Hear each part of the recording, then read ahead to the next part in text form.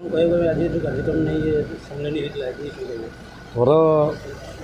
ये अणगेजेटेड आम पशुपालन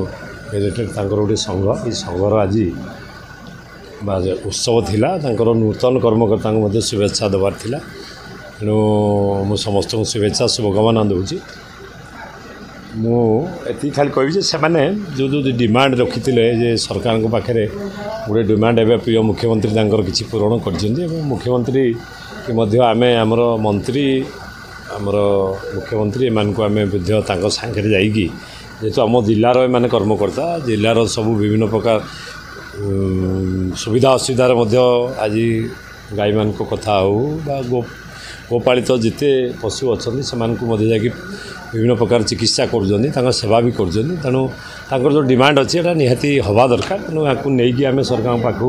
मुख्यमंत्री पाखु जीवु आम मंत्री पाखे कथा हूँ जहाँ डिमांड अच्छी पूरण करूँ पुणी थे शुभेच्छा जनइबी और मुझे कहीकि आसी तुम सांगे अच्छी और जहाँ कम अच्छी मत जिते कहे मुझे सांगे रही पूरण आज अनुगुल जिला शाखा प्राणीधन वैशेषिक कर्मचारी संघर आज निर्वाचन थिला एवं साधारण बैठक में थिला से मु एवं आमर मान्यवर विधायक अनुगुल प्रताप प्रधान मध्य जोग देथिलु बाकी आमर डॉक्टर निरुद्ध दास जी जिला चिकित्सा अधिकारी प्राणीधन एवं अन्य समस्त संघर अधिकारी जोग देथिले विभिन्न समस्या अच्छी जिले में प्राणीधन चिकित्सक एवं वैषयिक कर्मचारी किसी समस्या अच्छी ताको आम समस्त अवलोकन कलु एवं खूब शीघ्र आम जी विभागर मंत्री अच्छा गोकुलानंद जेना भेटिकी ये विषय चर्चा आलोचना करूँ से किसी दाबी आमको देइछन्ती एवं जिलार जो समस्या अच्छी विभिन्न अनुष्ठान आपंकर 114 पोस्ट थिला बेले 78 जन अच्छा बर्तमान सुधा अच्छा डॉक्टर ठीक अच्छा डॉक्टर 38 जन अच्छा भल संख्यार डॉक्टर अच्छा बाकी पदवी किभली पूरण हम एवं एठी जेतु अनुगुल गोटे कृषि बहुल जिला एठी गोधन को अधिक अधिक केमती आम सुरक्षा दे परिबा पालन करि परिबा एवं तांकर स्वास्थ्य संपद विषय चिंता करि परिबा सेथिपई मध्य आलोचना आम कलु निश्चित भाव में आम 2 विधायक 3 विधायक जिलार सहित आम अच्छु से संघ ये संघ सहित आम अच्छु तांकर समस्त सुख दुख आम सामिल हबू खूब शीघ्र तांकर संघर घर मध्य निर्माण पर सब अनुरोध करछन्ती जिलार हेडक्वार्टर मान्यवर अनुगुल विधायक प्रताप प्रधान दायित्व नहीं संगे मिसिक आम खुशी लगा विशेषकर जो प्राणीधन संबंधी समस्या को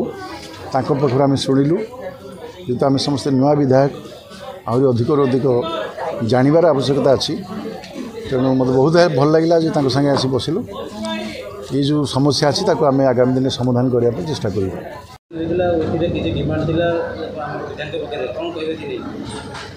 आज जो सम्मेलन रे विधायक 2 जन उपस्थित थिले से तांकर अभिभाषण रे जहाँ सब कहीगले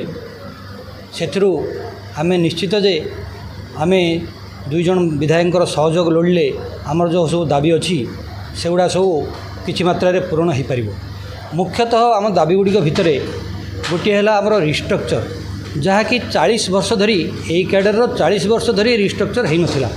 किंतु वर्तमान गोटे रिस्ट्रक्चर है किंतु ता द्वारा कहीं किसी लाभवान हेबे नहीं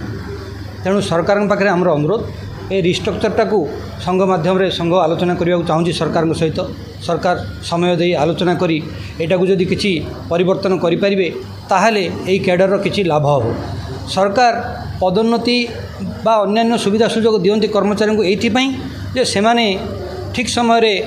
ठीक सुविधा सुजोग पाइले सेमानकर काम करिवारे आग्रह बढ़िबो सेहितपई विभिन्न प्रकार प्रमोशन दिया जाए किंतु आम ये विभाग रे आम कैडर पर्टिकुलर आम कैडर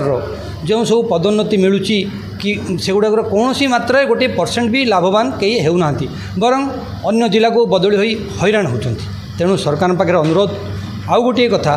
यही विभाग रे चारोटी कैडर अच्छी गैजेटेड कैडर गोटे अच्छी क्लास 4 कैडर गोटे अच्छी फॉर्डर कैडर गोटे अच्छी यही प्रकार 4-5 प्रकार कैडर अच्छी सबू कैडर वर्ष को अति कम रे गोटे थर माने रिस्ट्रक्चर हो पारुछि डीपीसी हो पारुछि किंतु आमर रिस्ट्रक्चर 40 वर्ष धरी होनी डीपीसी 2 ବର୍ଷ 3 ବର୍ଷରେ ଥରେ ହୁଏ, ଯାହାଦ୍ୱାରା ପଦୋନ୍ନତି ନ ପାଇ ଭାଇମାନେ ଆମର ଅବସର ଗ୍ରହଣ କରୁଛନ୍ତି। ଧନ୍ୟବାଦ। ଦେଖାଯାଉଛି କେତେ ସ୍ତରରେ କି ଆମର ଯେଉଁମାନେ କର୍ମୀ ଫିଲ୍ଡକୁ ଯାଉଛନ୍ତି ତାଙ୍କର କିଛି ଅସୁବିଧାର ସମ୍ମୁଖୀନ ହେଲେ ସେମାନେ ବିଭିନ୍ନ ପ୍ରକାର ଅସୁବିଧାର ସମ୍ମୁଖୀନ ହୁଅନ୍ତି, ତାଙ୍କୁ ସରକାରୀ ସାହାଯ୍ୟ କରୁ, ଏଥିନେଇ କ'ଣ କରିବେ? ସେଟା ତ ତୃଣମୂଳ ସ୍ତରର ଅସୁବିଧା, ଯେଉଁଟାକି ମୁଁ ମୋର ଭାଇ ଭଉଣୀମାନେ ସମସ୍ତେ ଭୋଗ କରୁଛନ୍ତି। କେମିତି? ତୃଣମୂଳ ସ୍ତରରେ ଗାଈ ସେବା ଦେଲାବେଳେ ଆମକୁ ଆଘାତ ଲାଗୁଛି, ଗାଈକି ମଧ୍ୟ ଦରକାର ପଡ଼ିଲେ ବେଳେବେଳେ ଆମର ଚିକିତ୍ସା ଦ୍ୱାରା ଗାଈ ମୃତ୍ୟୁବରଣ କରୁଛନ୍ତି। ଯେଉଁ ଜିନିଷଟି ଆଜି ଦାବିରେ କୁହାଯାଇଥିଲା ଆଇନ ସମ୍ମତ ଦେବା ଆମର କାର୍ଯ୍ୟଟିକୁ, ଯେହେତୁ ଆଇନ ସମ୍ମତ ମିଳିନାହିଁ, ତେଣୁ କାର୍ଯ୍ୟ କଲାବେଳେ ଯଦି କୌଣସି ପଶୁପକ୍ଷୀ ମୃତ୍ୟୁବରଣ କରେ ସେଇଥିପାଇଁ ଆମେ